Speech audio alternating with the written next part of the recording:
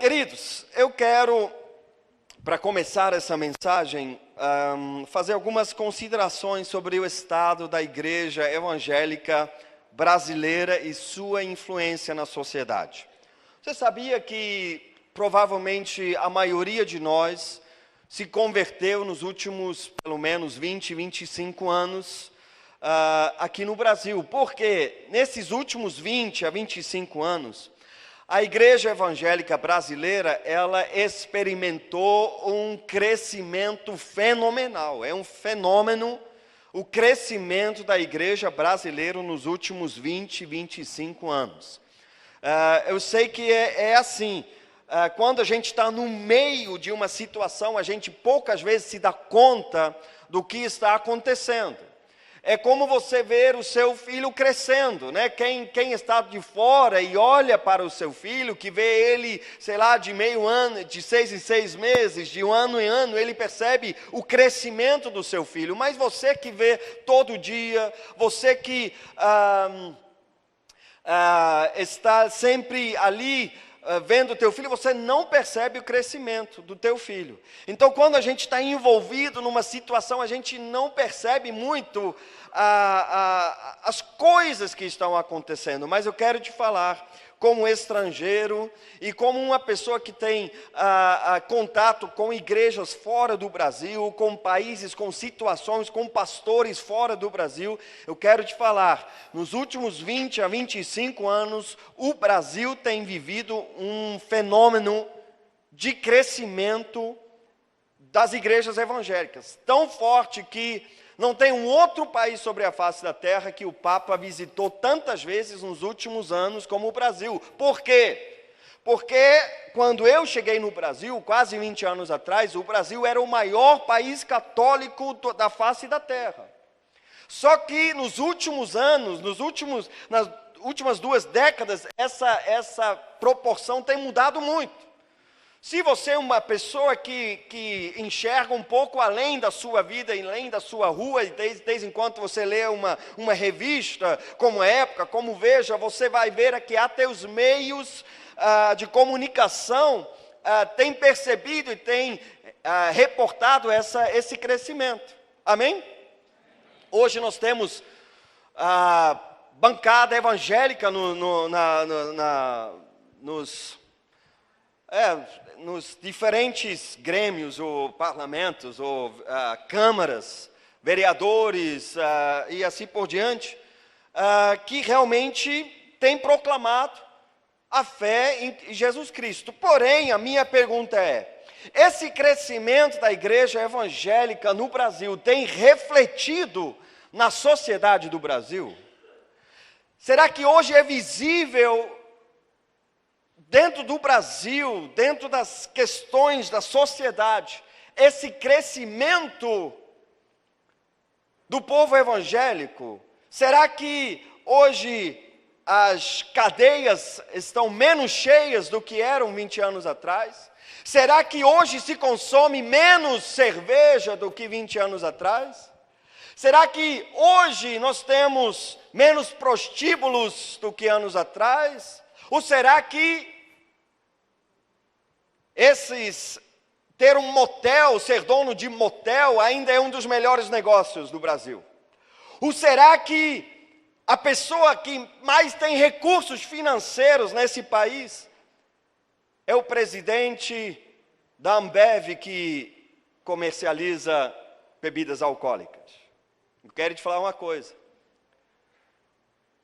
A pessoa com mais recursos financeiros nesse país é o presidente da Ambev, que vende cerveja, entre outras coisas.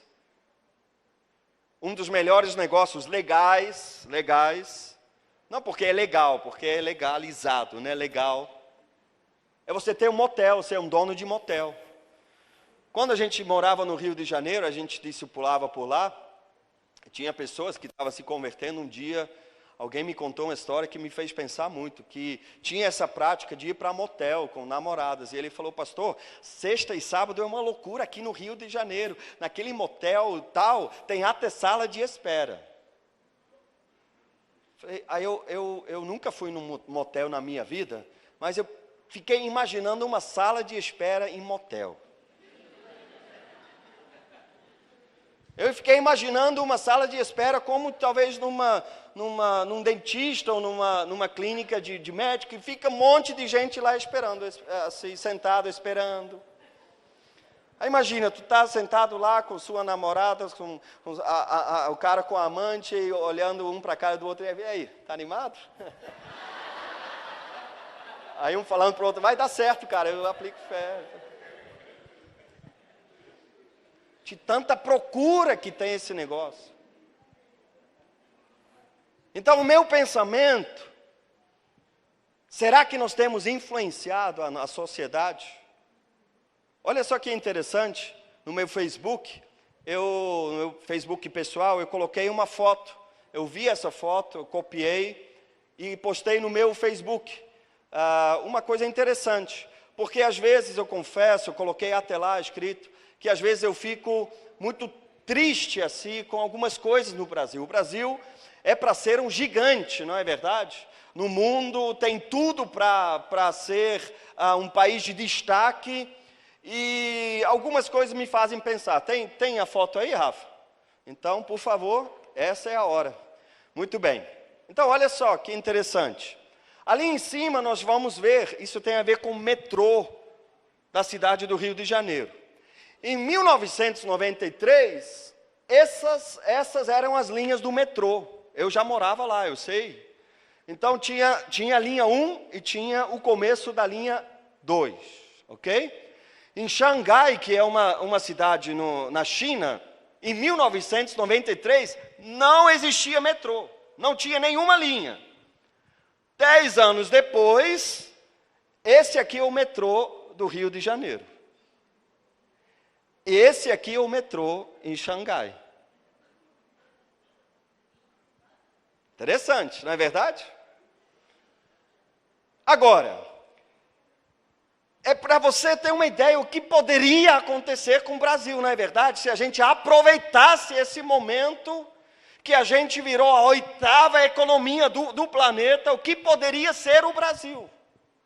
Então, às vezes eu coloquei lá, às vezes eu fico triste com essa oportunidade que o Brasil tem, mas a gente esbarra no miserável gênero humano. Porque não tem nada a ver com ser brasileiro, não, e pá. É simplesmente o ser humano, quando não tem impunidade, quando tem esses escândalos todos que a gente vê e ninguém é preso, ninguém é perseguido por causa dessas coisas. Aí uma amiga minha, lá de Santarém, alguns aqui conhecem, o nome dela é Edilene, ela colocou um comentário, comentando essa foto. Ela colocou o seguinte: e o que me espanta é que a China é comunista, é ateu, e o Brasil é cristão. Então, olha só, Xangai é uma cidade na China, China é comunista, a igreja é perseguida. E nós, que somos um país cristão, que tem 40, 50 milhões de evangélicos, e bancada evangélica, e político evangélico, e não sei o que, e papapá, nós somos um país cristão e a gente não consegue ir para frente. Então, quando eu li essa curtida ali, foi minha. Aliás, eu curti, né? Tinha mais, acho que já tem mais que 100 curtidas da foto, mas eu curti o comentário dela. E esse comentário me fez pensar. Por quê? É um pensamento válido, você concorda comigo? Isso é um pensamento válido. Como um país que é ateu consegue fazer as coisas, e a gente que está bombando o evangélico para todos os cantos, igrejas para todos os cantos, subindo um monte, multidões, profetizando, lavando bandeira, e profetizando, e declarando, e jejuando, a gente não consegue. É um pensamento válido, é uma coisa que a gente tem que pensar. Amém? Aliás, é amém, né?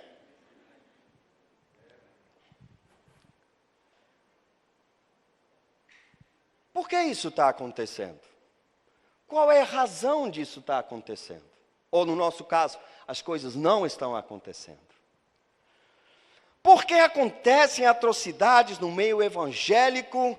De tempo em tempo estamos sendo bombardeados com notícias que não condizem com o padrão bíblico. E quero te falar uma coisa, não é o padrão da comunidade evangélica cristã, não. Às vezes a pessoa confunde essas coisas. Não, lá na comunidade é assim, é assim, é assim. Não, queridos, é a palavra de Deus. Eu confesso, existem igrejas que não estão seguindo o padrão bíblico. E por isso às vezes parece que lá pode e aqui não pode certas coisas.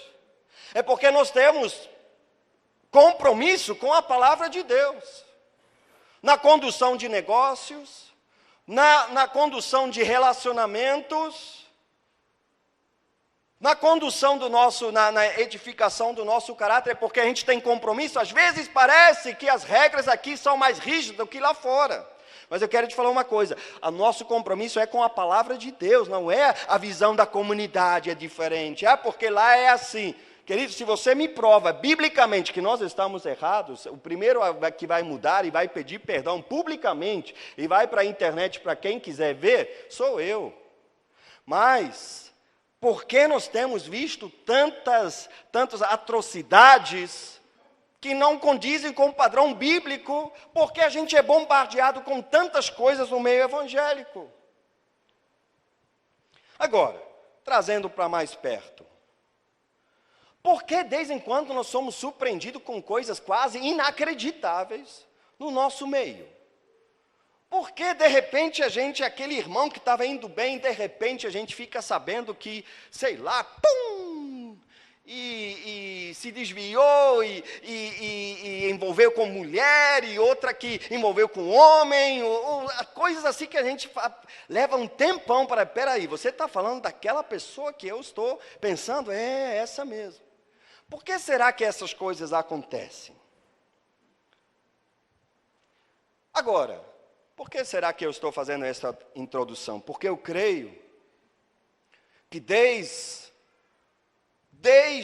porque a gente não tem metrô maior no Rio de Janeiro, desde porque o Brasil não mudou na moral, desde porque as cadeias continuam superlotadas, desde porque nós temos bancadas evangélicas e mesmo assim a gente está entrando num estágio de desconstrução social nesse país. Desde daquela monstruosidade do macro do Brasil todo até a situação do seu grupo familiar, do seu discipulado, às vezes que a gente fica assim, por que a pessoa faz isso? Ela não estava firme, porque de repente dá uma coisa assim doida na cabeça e ela dá uma volta terrível por aí. Porque eu acredito que todas essas questões têm o seu problema no mesmo lugar. A questão é exatamente a mesma. Eu quero hoje abrir o tema dos próximos 2 meses que será abordado em todas as nossas igrejas. Aqui em Magé, nos núcleos dessas igrejas, nós vamos falar sobre o temor do Senhor. Tem a ver com o temor do Senhor ou a falta do temor do Senhor. É interessante porque até mesmo ligando esse tema ao tema anterior, nós falamos nos primeiros 3 meses sobre a pessoa do Espírito Santo e o seu agir. Depois, agora no mês de abril, nós deixamos cada pastor, cada pessoa que iria pregar, vamos dizer assim, a vontade de buscar em Deus alguma palavra.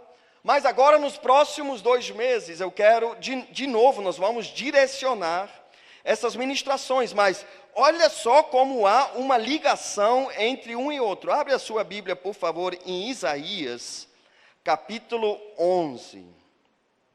Eu só vou mencionar esse texto, Isaías, capítulo 11.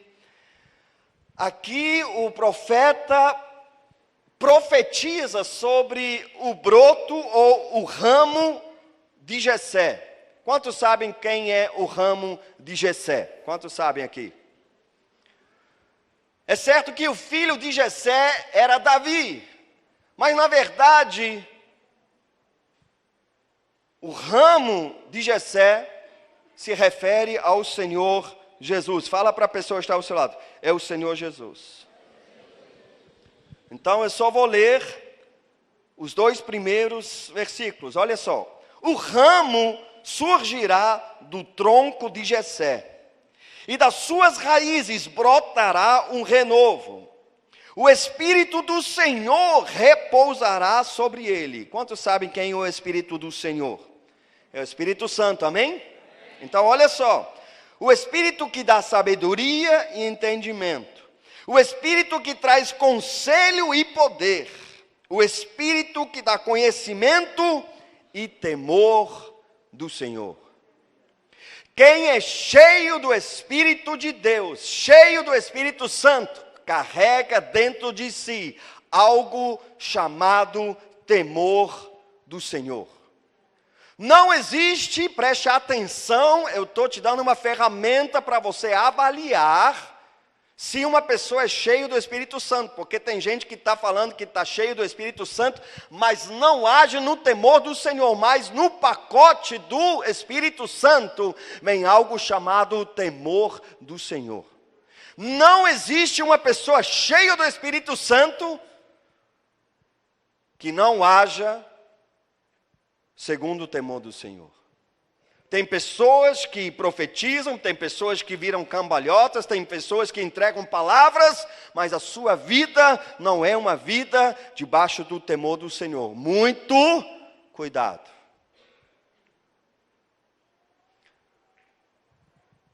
Hoje eu não quero esgotar esse assunto. Nós vamos falar sobre este assunto nos próximos 2 meses. Eu quero apenas abrir essa discussão sobre o temor do Senhor. Para fazer isso, vamos para o dicionário e vamos ver o que é temor. Porque temor é algo temível. Temor é algo que a gente normalmente usa para descrever medo. Aliás, o dicionário até traduz essa palavra da seguinte forma: medo, pavor, pânico, receio, susto e terror.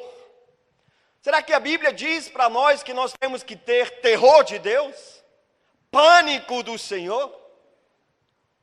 Mas é assim que o dicionário traduz. Porém, o dicionário, que não é uma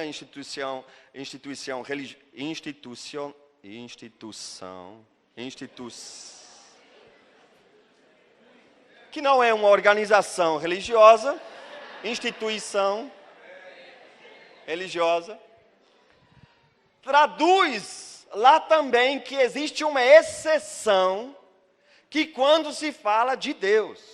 E ela fala, neste caso que se fala temor em relação a Deus ou temor de Deus, essa palavra significa um sentimento de respeito profundo ou de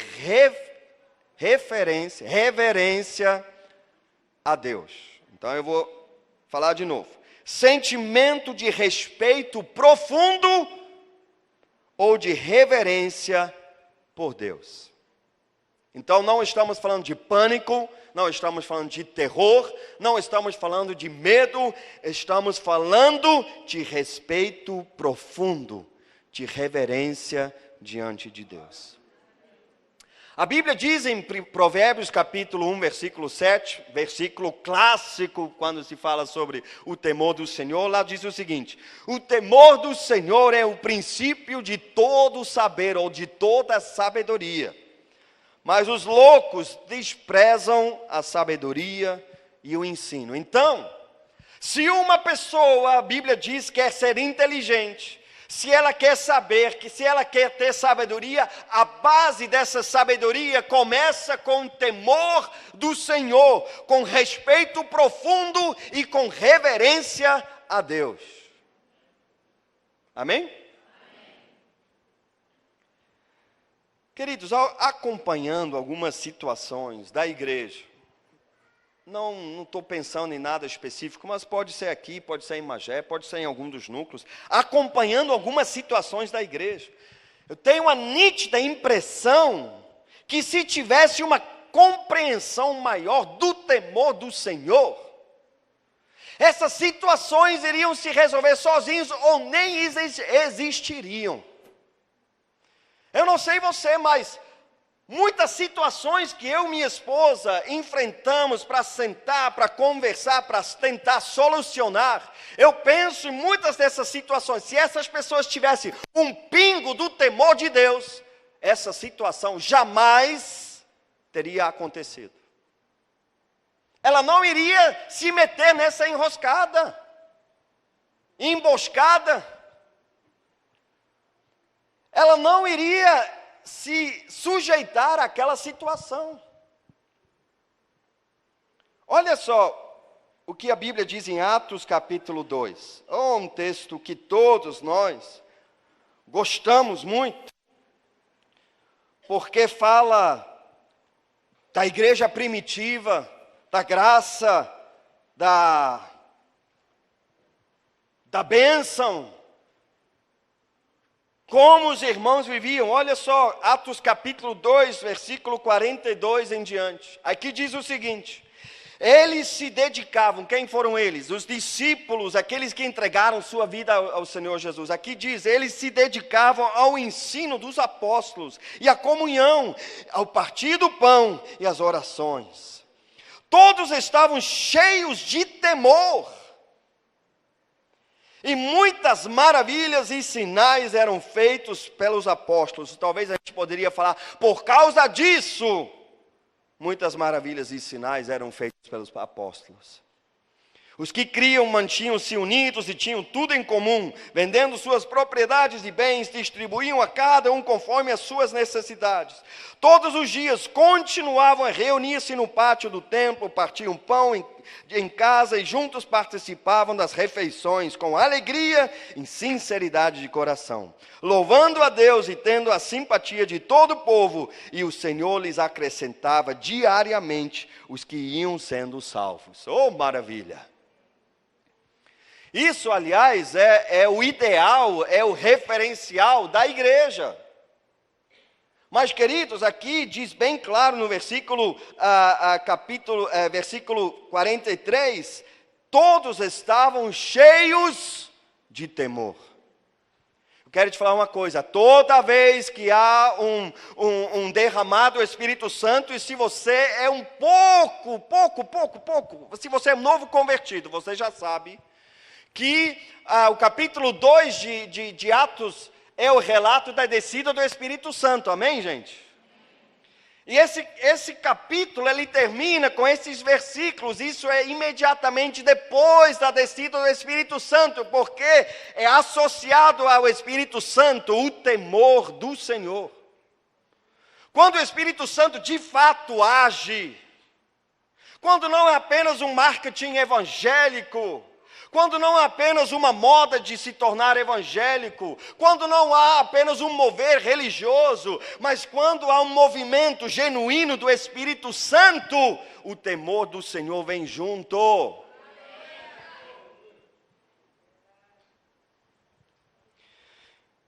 Imagine os nossos grupos familiares, imagine os nossos discipulados, imagine os nossos cultos de celebração, dentro desses moldes que nós acabamos de ler de Atos 2. Todos com temor do Senhor no coração, todos unidos num só coração, todos orando, todos jejuando, todos buscando, todos com sinceridade de coração. Meu Deus! Aliás, nós veremos isso em nome de Jesus. Agora, como eu defino o temor do Senhor? Uma definição minha, porque a gente tem ouvido tão pouco sobre isso, não é verdade? Eu, particularmente, nesses 25 anos, meu Deus, já tudo isso 25 anos de evangélico, muito pouco eu tenho ouvido sobre o temor do Senhor. Eu fui surpreendido quando eu fui presenteado pelo apóstolo com um livro que se chama O Temor do Senhor, de um autor muito conhecido nosso, chamado John Bevere, que escreveu aquele livro, A Recompensa da Honra, que escreveu o livro A Isca de Satanás e outros mais que estão ali à venda na livraria. Ele tem um livro chamado O Temor do Senhor. Foi a única vez em 25 anos que eu ouvi alguma ministração, algo escrito sobre esse tema. Mas eu descobri, queridos, falando da Bíblia, que o temor do Senhor é uma base da vida cristã. E se nós queremos criar e gerar e edificar uma igreja saudável, quantos querem edificar uma igreja saudável?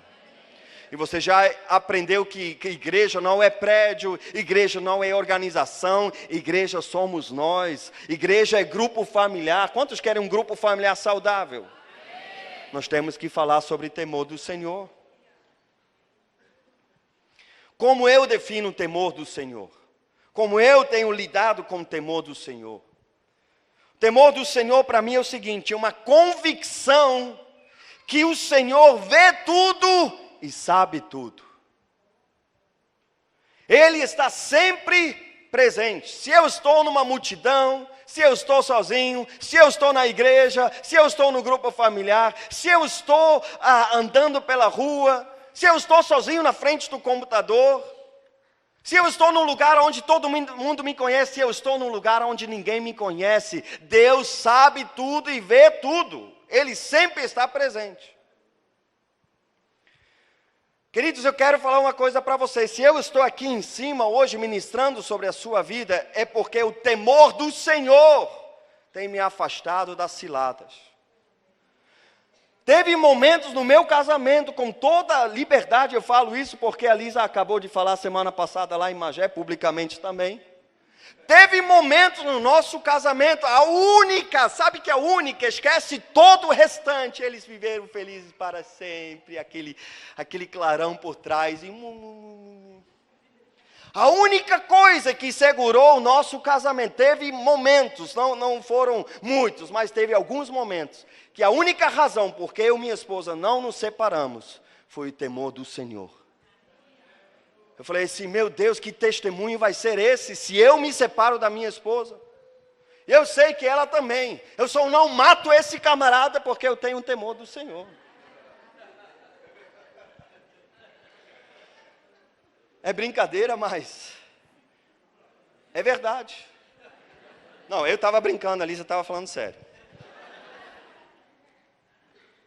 Teve momentos que eu não fiz coisas porque eu tenho um temor do Senhor no meu coração. Que eu estava em lugares onde ninguém me conhecia, eu poderia fazer o que eu quisesse, ninguém iria me chamar a atenção, eu não teria que prestar a responsabilidade para ninguém, resposta para ninguém, mas a única coisa que me segurou de não fazer certas coisas, era a convicção que Deus sabe tudo, que Deus vê tudo, que Ele sempre está presente. E que um dia estarei diante dEle e terei que prestar conta da minha vida diante dEle. Mas me parece que uma boa parte do meio evangélico não tem essa consciência. Eles são crentes dentro da igreja, são crentes entre irmãos, são crentes lá no grupo familiar, mas quando estão fora desse ambiente, meu irmão, eu estava em Nova Friburgo, no Subway, na segunda-feira, paratérrimo teriyaki. É o barato do dia de segunda-feira. A minha folga é segunda-feira à noite, então, baratíssimo, mas é tão barato que já é baratérrimo. Estava lá na fila e tinha 2 camaradas na minha frente. A minha esposa estava junto, só que ela estava com outras pessoas ali conversando. E eu estou com os camaradas lá. Aí aquele papo furado que quase me deu raiva, assim, cara, vocês não têm outra coisa para falar? Não, gostosa, rapaz, tu viu essa e pá. E eu falei, caramba, cara. Desculpa a expressão, mas foi essa conversa que eu estava ouvindo. E não finge você, falar, é mesmo, o mundo é assim, você ouve todo dia, não é verdade? Eu estava lá já nervoso, porque a menina já estava meio achando graça e a coisa não estava andando, e eu estava assim. Aí entra uma outra pessoa no Subway. Esses 2 camaradas na minha frente. Paz do Senhor, meu irmão. Poxa, meu irmão, hoje tem tantos irmãos aqui no shopping, dá para fazer uma reunião aqui, aleluia. Ai, ai, ai.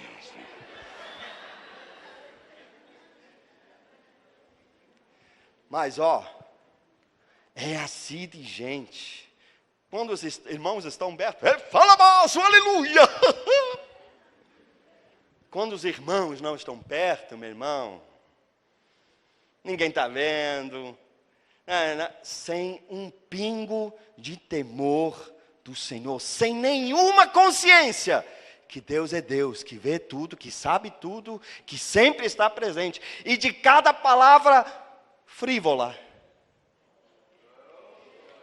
A gente um dia teremos que, só porque eu falei bonito, agora a conjugação foi embora, né? Teremos que prestar conta diante de Deus. Quantos, além das risadas, estão entendendo o que eu estou falando aqui? Olha só que interessante, em 2 Crônicas, capítulo 19, tem um rei chamado Josafá. É um rei que fez o que agradou ao Senhor. Um dos poucos, mas ele fez. O rei Josafá, ele nomeia juízes em Jerusalém e em Judá. Olha só o que a Bíblia diz no capítulo 19 de 2 Crônicas, capítulo 4. Josafá morava em Jerusalém e percorreu de novo a nação desde Berseba até os montes de Efraim, fazendo-o voltar para o Senhor, o Deus dos seus antepassados. Ele nomeou juízes em cada uma das cidades fortificadas de Judá, dizendo-lhes: consideram atentamente aquilo que fazem, pois vocês não estão julgando para o homem, mas para o Senhor, que estará com vocês sempre que deram um veredito. Agora, que o temor do Senhor esteja sobre vocês. Julguem com cuidado, pois o Senhor, o nosso Deus, não tolera nem injustiça, nem parcialidade, nem suborno. Então ele chamou a atenção, ele colocou pessoas em autoridade, mas ele falou assim: olha, muito cuidado com a autoridade que vocês vão exercer. Porque vocês não estão exercendo simplesmente a autoridade de vocês. Vocês são representantes de Deus. Que vocês façam isso no temor do Senhor. Porque Ele não aceita suborno, injustiça e outras coisas. Vocês têm que ter isso em mente. Queridos, o temor do Senhor é esse. Você precisa ter em mente que Deus existe. Que Ele vê tudo, que Ele sabe tudo, e não com mão levantada: se você fizer uma coisa errada eu vou te castigar. Mas Deus sabe, Deus vê, Deus ouve cada fofoca. Você pode diante do seu líder rir, meu líder, legal, meu pastor, meu dirigente, mas Deus está lá no quarto. Ele sabe, Ele vê tudo, é ali que o temor do Senhor tem que entrar. Às vezes o temor do Senhor não chega nem na lanchonete que você vai depois do culto. Temor do Senhor. Nós carecemos do temor do Senhor.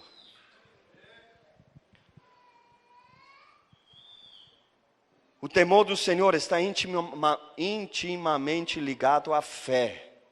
Porque Hebreus capítulo 11, versículo 6 diz o seguinte: quem se aproxima de Deus precisa crer que Ele existe, que Ele recompensa aqueles que o buscam. Meu irmão, uma pessoa que não tem o temor de Deus é porque não crê que Deus existe. Presta atenção, é muito forte o que eu falo aqui. Quem não tem o temor do Senhor não é nem crente. Porque não acredita que Deus existe, que um dia vai ter que prestar conta diante de Deus. Uma pessoa que faz o que quer quando ninguém está olhando, não acredita que existe um Deus. E pode soltar os aleluias e os glória a Deus e o que você quiser de evangeliquez, não vai adiantar. Se você não tem um temor de Deus, você não acredita que Deus existe. Porque quem acredita que Deus existe, ao se aproximar, precisa crer que Ele existe e que Ele recompensa aqueles que o buscam. Minha pergunta: você crê em Deus? De fato? Ou só aqui dentro no ar-condicionado?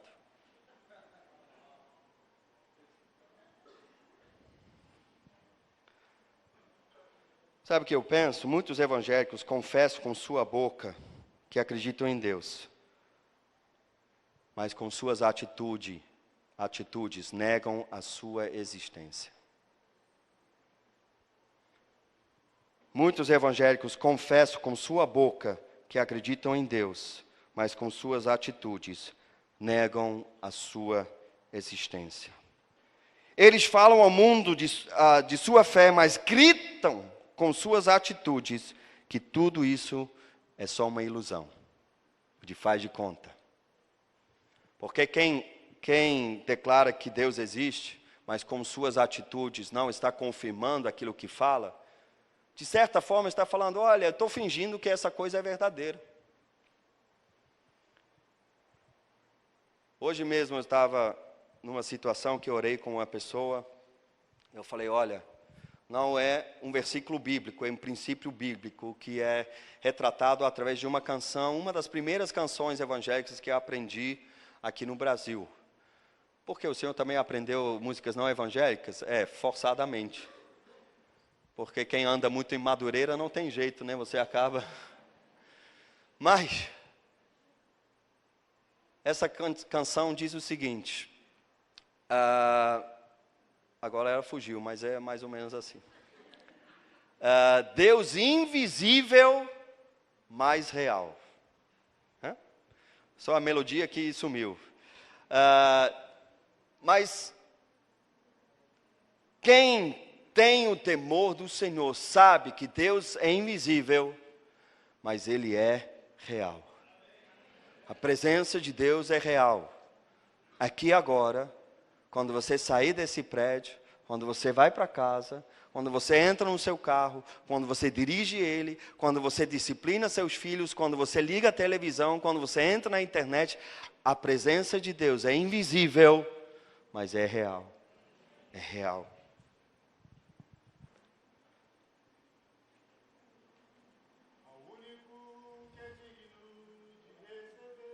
Isso mesmo, olha.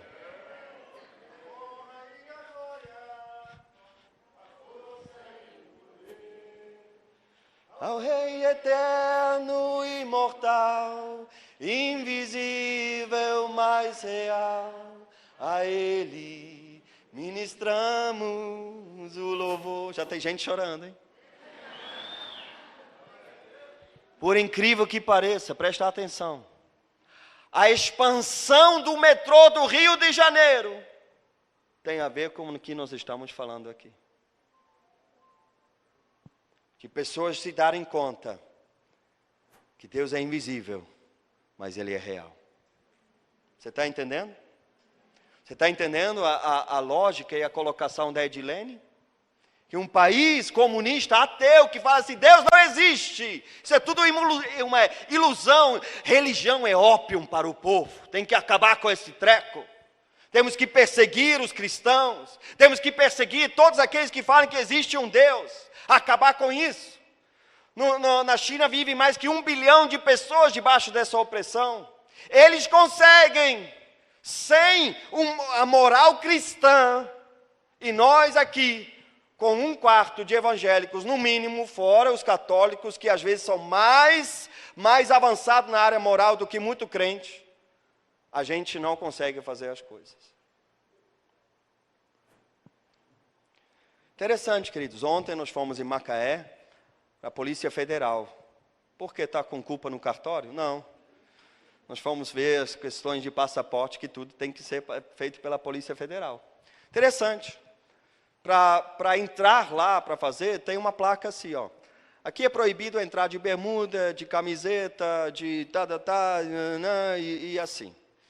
E eu falei, interessante, cara, para você entrar lá dentro, na Polícia Federal, tem direções, tem diretrizes, o que você pode, o que não pode, mas tem gente que está brincando com Deus de uma tal forma, com sua santidade, que entra na presença dele de qualquer jeito. Não é verdade? Tiago, o filho do apóstolo, contou uma história interessante, que eu não me lembro se ele se envolveu num acidente, se furtaram o carro dele, mas alguns dias depois ele teve que buscar o BO na polícia. Ele chegou lá de bermuda para buscar o BO. E ele foi barrado. Falei, olha, aqui você não pode entrar de bermuda. Falei, que isso? Só preciso pegar o BO, é rapidinho. Não, aqui não pode entrar de bermuda. Aí ele tentou aquela coisa nada ilegal, mas, pô, cara, está apertado o horário, preciso ir. Eu falei, não, cara, aqui não pode entrar de bermuda.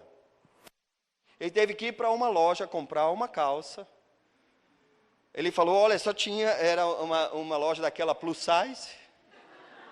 Ele comprou uma calça enorme e foi lá, comprou a calça mais furreca, mais barata que tinha, para poder pegar o BO. Porque naquele prédio não podia entrar de bermuda. Eu não estou falando que você não pode vir de bermuda para a igreja. Porque quem subirá ao santo monte do Senhor? O que de coração puro, de mãos limpas e de coração puro. Às vezes a gente quer brincar com Deus. Duvido que na presença de uma autoridade política, algumas pessoas iriam se comportar como às vezes se comportam dentro da igreja, do prédio da igreja, desculpa. Duvido que numa reunião com o governador, seja com o prefeito de uma cidade do interior, como é Cabo Frio, algumas pessoas iriam ficar viajando na internet, Face.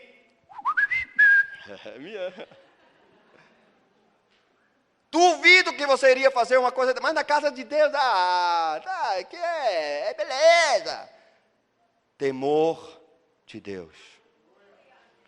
O Tiago contou lá no retiro de jovens, lá em Porto Velho, que a líder de jovens que ele tinha na época que ele ainda era pré-adolescente e adolescente, quando elas tinham que se movimentar no culto, sei lá, porque ela era líder do ministério infantil, pré-adolescentes assim, ela levantava andando, mas se alguém do púlpito, por exemplo, um momento falou assim, vamos orar, ela iria parar, andava, parava, fechava os olhos e esperava a oração acontecer para depois seguir o rumo dela.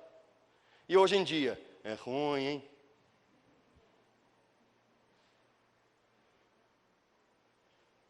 Eu não estou falando de religiosidade, eu estou falando de respeito. Como que é? Temor? Sentimento de respeito profundo e de reverência por Deus.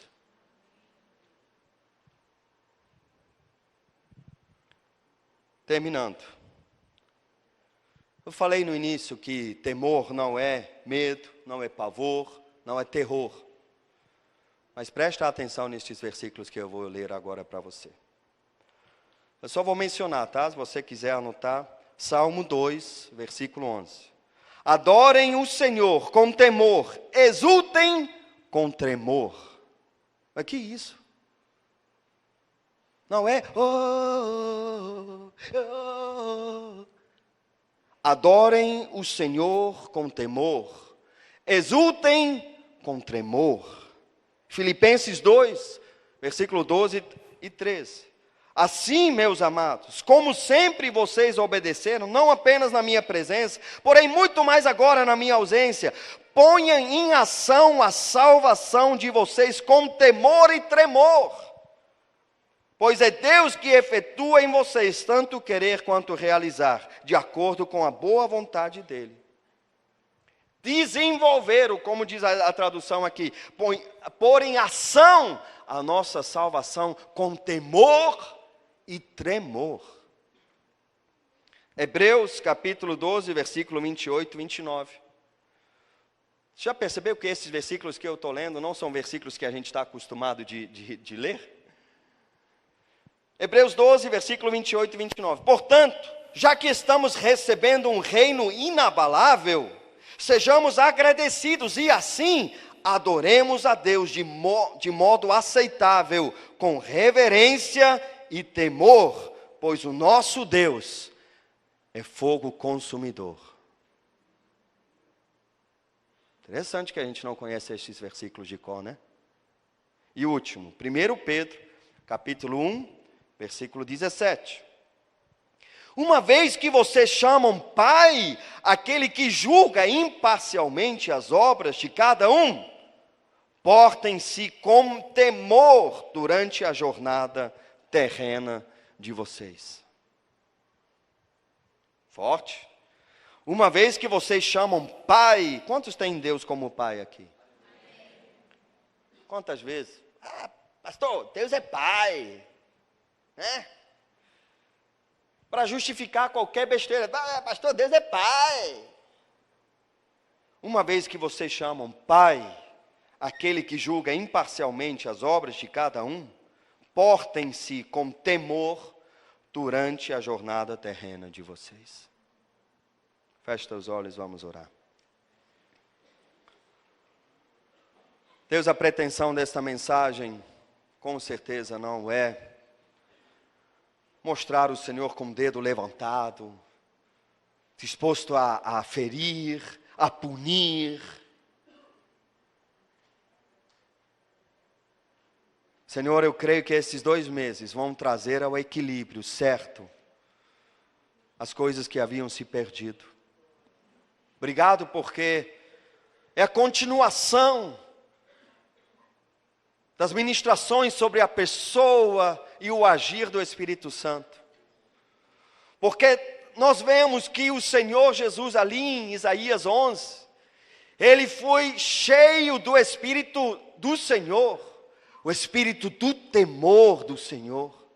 E quando esse Espírito do Senhor foi derramado em larga escala no dia de Pentecostes, no mesmo capítulo que descreve o que aconteceu, diz ali que todos estavam cheios do temor.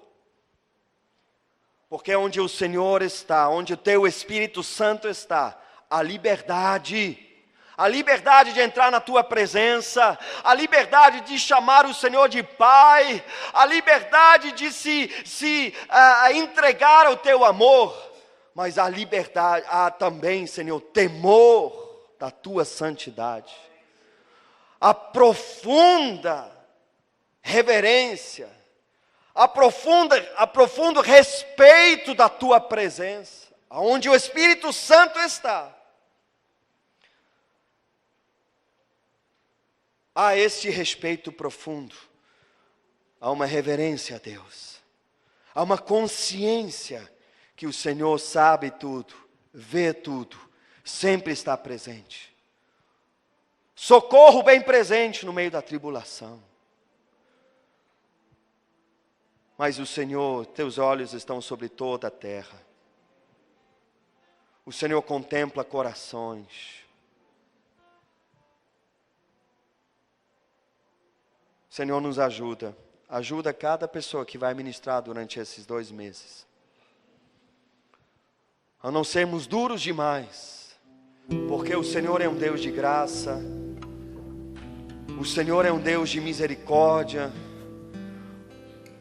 O Senhor é um Deus de amor. O Senhor é um Deus de perdão. O Senhor é aquele que jamais rejeitou o coração contrito. Mas o Senhor não tem compromisso com os levianos. O Senhor não tem compromisso com os palhaços do reino de Deus. O Senhor não tem compromisso com os aproveitadores do reino de Deus. O Senhor não tem compromisso quem está sentado no pátio do templo, ganhando dinheiro com a religiosidade dos outros. O Senhor tem compromisso com aquela viúva pobre que foi mencionado aqui na abertura e na ministração das finanças. Fala assim, essa mulher, ela deu mais do que todos os outros. Ela sabia que Deus vê tudo. Ela sabia que aquelas pequenas moedas de cobre não significavam nada diante dos desafios financeiros de manter o templo funcionando.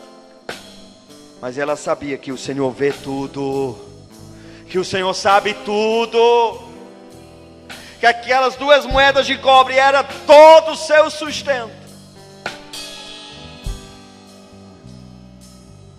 Desprezado por tantos, mas valorizados por ti, Jesus. E o pouco dela veio a ser muito, como a Érica falou. Obrigado, Deus. Nos leva, Senhor, aos teus pés. De volta ao temor do Senhor. A entrega total, ao amor liberal, Senhor, liberado na tua presença. Ao ponto de chamar o Criador dos céus e da terra de Abba, Paizinho. Mas com muita seriedade no coração. Sabendo que na presença de Deus não se entra de qualquer jeito. Na presença de Deus não se comporta de qualquer jeito. Só sobem o monte santo do Senhor os de mãos limpas e de coração puro. Que o temor do Senhor caia sobre nós, trazendo seriedade. Senhor, que nem um Ananias, nem uma Safira tenham que morrer no nosso meio para que o temor do Senhor caia sobre nós. Mas que o Espírito Santo unja essas palavras que vão ser ministradas durante 2 meses. E uma sólida base de edificação seja erguida no nosso meio. Do temor do Senhor. Em nome de Jesus. Eu quero abençoar cada dirigente de grupo familiar, cada supervisor de setor, cada discipulador, como instrumento, como canal, como edificador de igreja, edificando o temor do Senhor.